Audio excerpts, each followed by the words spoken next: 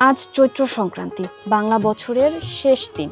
পুরনো সময়ের ধুলো মুছে অদেখা নতুনের দিকে এগিয়ে যাওয়ার এক অদৃশ্য হাতছানি।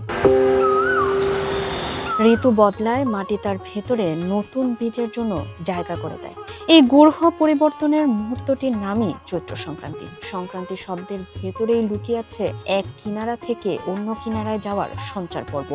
জ্যোতির্বিজ্ঞানের ভাষায় আজ সূর্য মীন রাশি ছেড়ে মেষে প্রবেশ করছে, যাকে বলা হয় মহাবিষুব সংক্রান্তি। বাংলা সনের বর্তমান রূপের পেছনে রয়েছে এক ঐতিহাসিক প্রেক্ষাপট।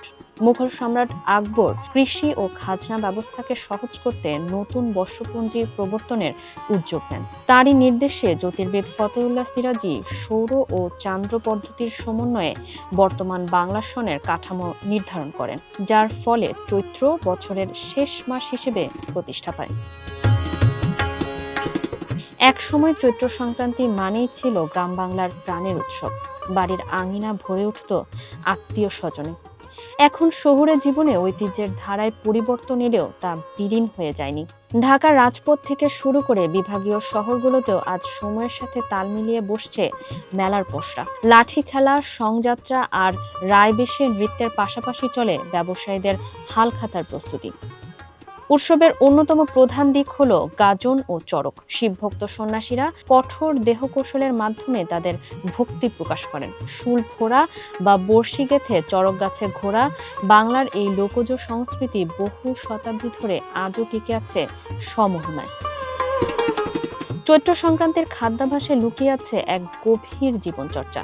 শরীরকে নতুন ঋতুর জন্য প্রস্তুত করতে এই দিন 14 রকম শাক, বিশেষ করে নিমপাতা বা করলার মতো তিতা খাবারের প্রচলন রয়েছে। এটি মূলত প্রকৃতির পরিবর্তনের সঙ্গে শরীরকে মানিয়ে নেওয়ার এক প্রাচীন জ্ঞান চর্চা। পাশাপাশি দই চিড়া, ছাতু আর হরেক রকম পিঠার আয়োজন আজও গ্রামাঞ্চলে অমলিন। চৈত্র সংক্রান্তির রং ছড়িয়ে পড়ে পার্বত্য অঞ্চলেও। ত্রিপুরাদের বৈশুখ, মারমাদের সাংরাই আর চাকমাদের বিজু, সব মিলিয়ে এক রঙিন বৈশাখী। তেতো ও মিষ্টির সংমিশ্রণে রান্না করা হয় বিশেষ খাবার পাচন। তাদের বিশ্বাস, তেতো দিয়ে পুরনো দুঃখ মুছে মিষ্টি দিয়ে নতুন বছর শুরু করলেই জীবন শুভ হবে।